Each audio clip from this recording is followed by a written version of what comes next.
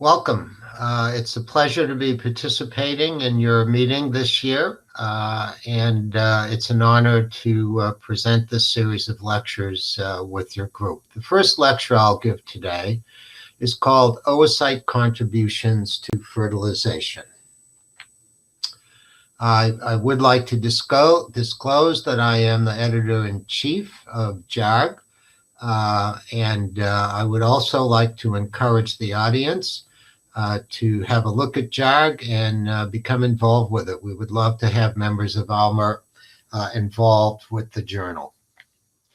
So for today, what I'd like to consider in terms of how the oocyte contributes to fertilization is the very basic fact that we have known for years that embryogenesis, including fertilization, begins with oogenesis. And while we will focus our attention on how this maternal legacy contributes directly to the process of fertilization, we must bear in mind that it extends far down the line of early development. And in essence, it involves shifting the cell cycle from that of meiosis to a mitotic cell cycle, which we now have come to understand in the human, unlike most mammals, is a very error-prone transition. And finally, preparing the cytoplasm and the cortex for fertilization provides many opportunities for mistakes that we'll discuss in a subsequent lecture. The journey today brings us from what you see on the left here, a mature cumulus expanded oocyte complex, to the embryo, here a compacted morula. And that it is known that the quality of the egg dictates the quality of the embryo has been recognized since the 1960s, even before, with the concept emerging that embryogenesis is really about carving the pie up of the oocyte once it is satisfactorily activated. And this is the key component for understanding what the oocyte contributes to fertilization. Now, I think many years later, it is fair to say that we have a good clinical understanding of just how efficient in vitro fertilization is. And this, of course, started with the publication of Patrizio and Sakis 11 years ago now, 12 years ago now, which showed us that compared to the number of oocytes that we collect and successfully fertilize, and that's an important component for today's talk, that in women over 35 years old, less than 5% of those fertilized oocytes produced babies. In women greater, if you're greater than 35, less than 5%. In women under 35 years old, 5% or more of the oocytes retrieved, again, that fertilized, were able to produce a baby. We now have many better studies that have added to these original observations, suggesting that, in fact, with the improvements in ARTs over the years, the successful take-home baby rate is increasing somewhat. And yet, when we look at either oocytes from young donors or from women who have been known to be excellent responders to controlled ovarian stimulation, we see at the uppermost limit that up to 10 to 12% of their oocytes are capable of producing a baby. So this brings us immediately to a consideration of what are the contributions made by each gamete in the process of fertilization. Some fundamental biology here, of course. In the case of the sperm, we understand that there is a compacted haploid genome that needs a very significant makeover, okay? And certainly one of the major roles that the oocyte plays is providing the glutathione that is needed to produce the male pronucleus. This is probably one of the key components of the fertilization event that we understand the oocyte is strictly responsible for. The sperm also provides a centrosome, although its central role in the early steps of human development have become a bit muddied over the years, but it's still an essential role. Of course, the spark for egg activation resides in the PLC zeta contribution, and now we're finding more and more that there are other species of RNAs the sperm carries in. But from the oocyte contribution point of view, again, we have a haploid genome, the result of the reductive divisions of meiosis, mitochondria, of course. We really have not paid adequate attention to the fact that all of the organella precursors that will contribute to the 100 or more cells in a human blastocyst rely upon organelles made during oogenesis. This is far beyond our classical understanding of things like ribosomes and endoplasmic reticulum. We now know that there are many elements of the autophagosome, lysosome system that are maternally derived.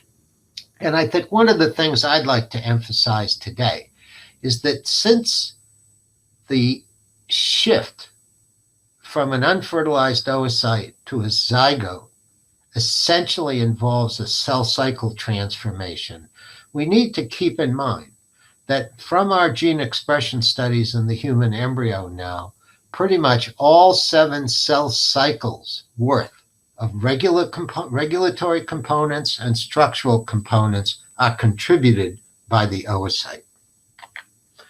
So we have a long journey to go from the zygote all the way up to the expanded blastocyst. And again, while we will emphasize some of the early events today, I think it's very important to keep in mind that our understanding of the genetic control of both fertilization and later development has indicated that more and more of this regulation is maternally derived. We don't have time to go into that today, but as you know, embryonic gene activation has often been considered to be an important landmark in determining exactly when life begins, if you will.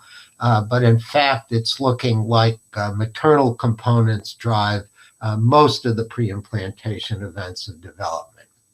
So what is it that oocytes have to acquire to execute these specific processes during development? We'll see in the subsequent talk that oogenesis itself is a very complicated process. And at any point during the development of the oocyte, its role in fertilization can be compromised.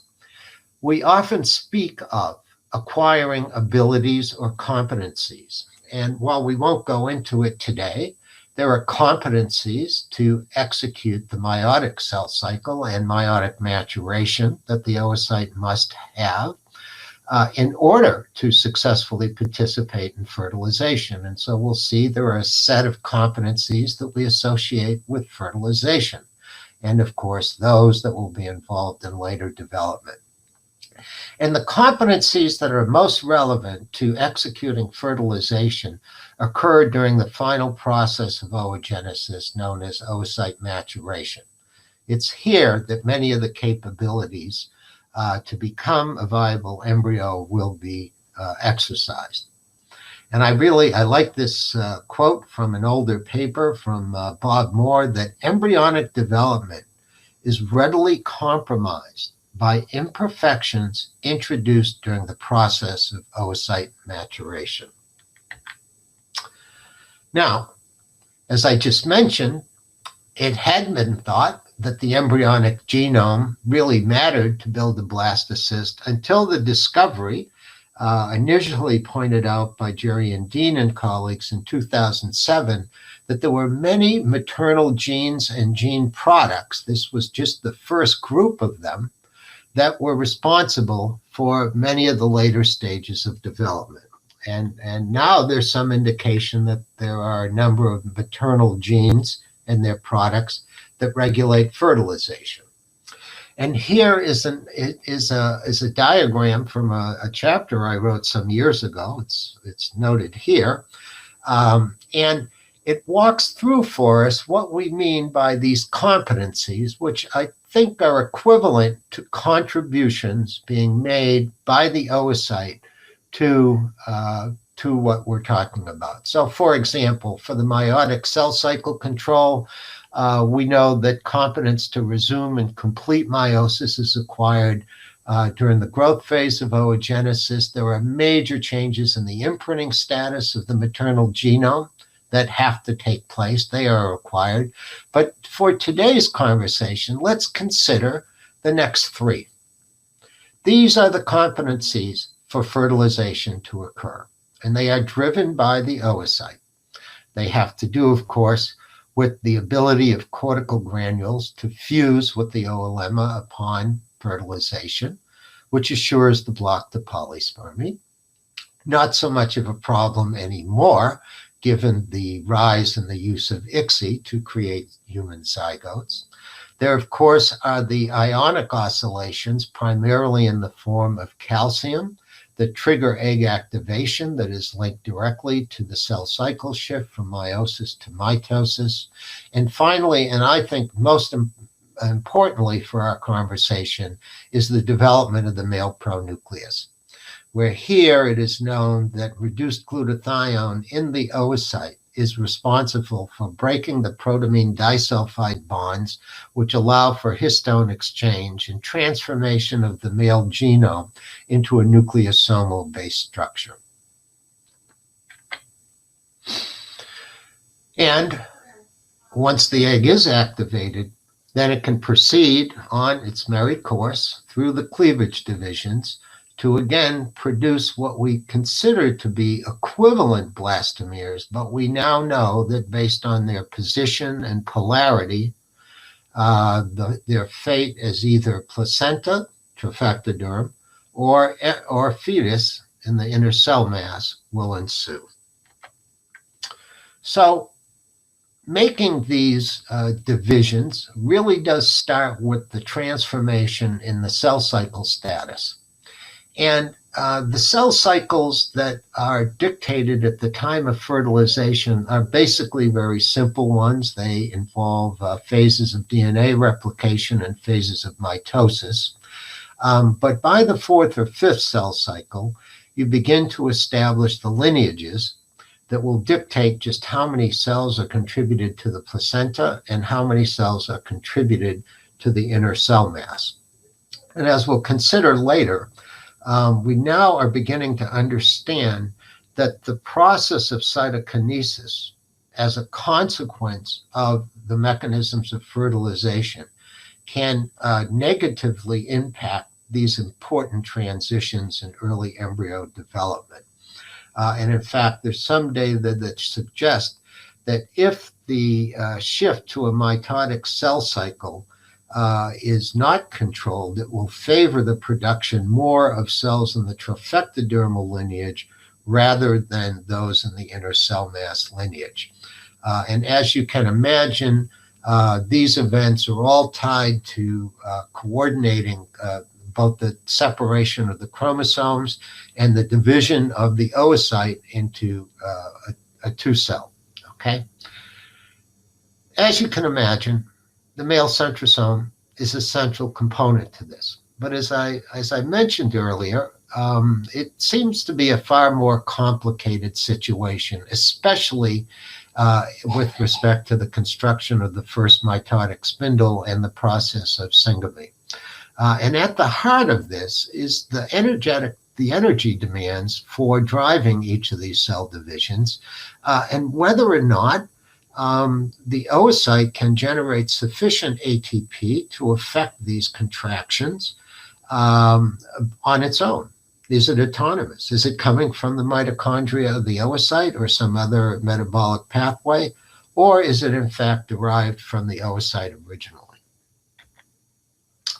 And this will just remind us just how dynamic this process is with pronuclear apposition, dissolution of the pronuclear envelope, and launching early development into the multiple cleavage stages. And another one of the things that we don't have time to refer to is all of the kinds of movements in the cytoplasm of the one-cell embryo that require energy and are tied to successfully completing that first cell cycle. Of course, the adoption of the embryoscope, time-lapse imaging, and morphokinetics has resulted in major insights into this process. I'm going to skip that. So we have an interesting situation, both from a practical point of view and from a physiological point of view, which is often referred to as dynamic reciprocity. Now, what I'm speaking to here is the concept that in human ARTs, more is better. We have sought after more oocytes. We have sought after, therefore, the opportunity to have more embryos to freeze or transfer with our patients. And as I alluded to earlier, when we begin to look at the percentage of retrieved oocytes that actually make a blastocyst, it's very small, 5 to 10% at best in ideal patients, okay? And actually, for retrieved oocytes, it's even less. For fertilized oocytes, successfully fertilized ones, it's 5 to 10%. And we can begin to ask what percentage of fertilized oocytes as we see them actually make a baby. And as I alluded to, this is very small. So that transition from from oocyte to early embryo really does involve, in a major way, parameters of the oocyte over and above the genetic ones that we feel are vital for executing not only fertilization but subsequent development. And these, based on our long-term collaboration with Giovanni Caticchio and others, we have focused on cytoskeletal integrity. I'll share some of our observations on cortical actin dysmorphisms, okay, and how breakdown in this regulation can lead to impaired fertilization. There is, of course, successful extrusion of the polar body and the cell cycle transition, and we've gained many of these insights by studying in vitro maturation of human oocytes. And we'll see again that there are parameters of moving from a so-called asymmetric oocyte to a symmetric blastomere that are at the heart of these problems.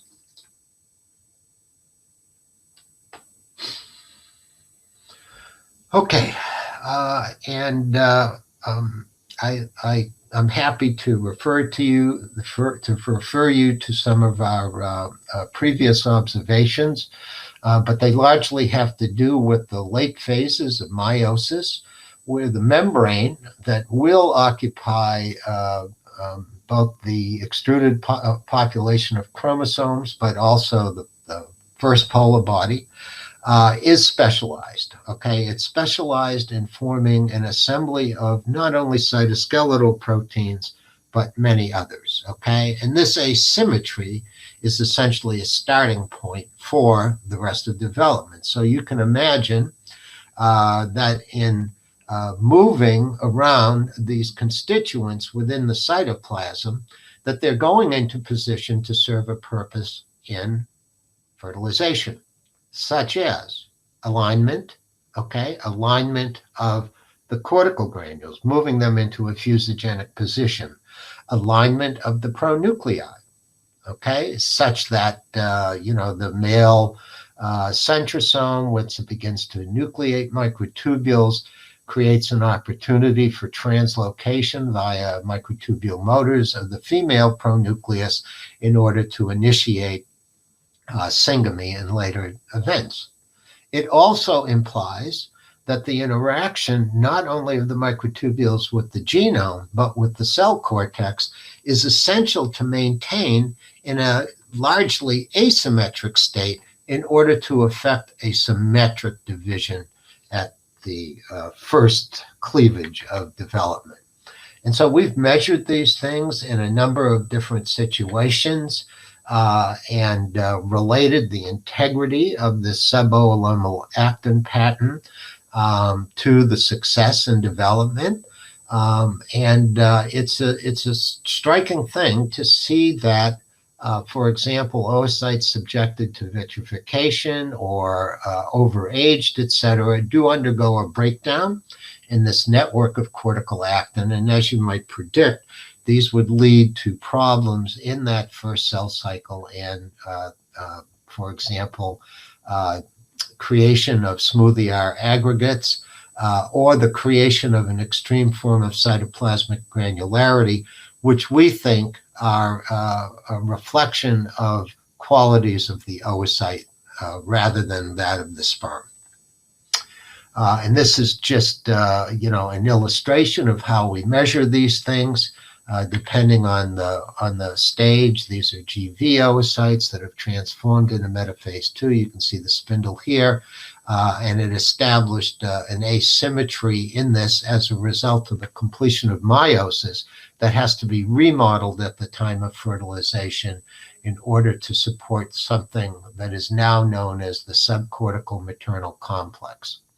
This is a fascinating structure that appears to be critical for later development in the mammal and in the human. There are other issues that reflect upon this cortical stabilization that have to do with fragmentation of the spindle, improper positioning, or an enlarged polar body. And you can imagine that defects in this will impact the quality of the zygote cytoplasm in its later development.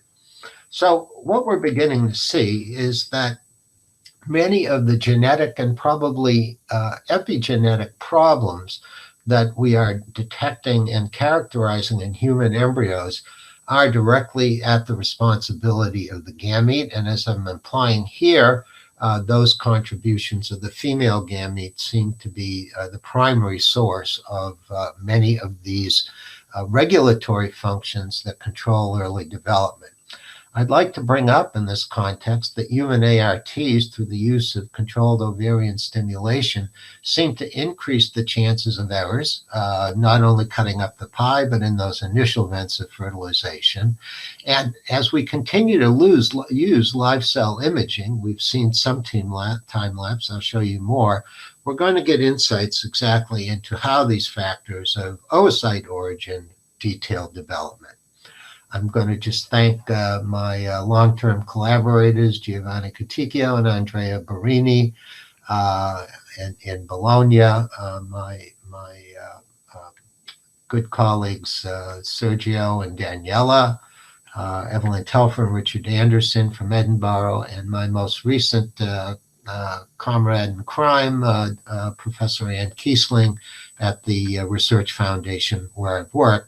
Most importantly, the many thousands of gametes and embryos that we've been able to work with come from patients who have allowed us to make inroads into the fascinating biology of human development. Thank you very much.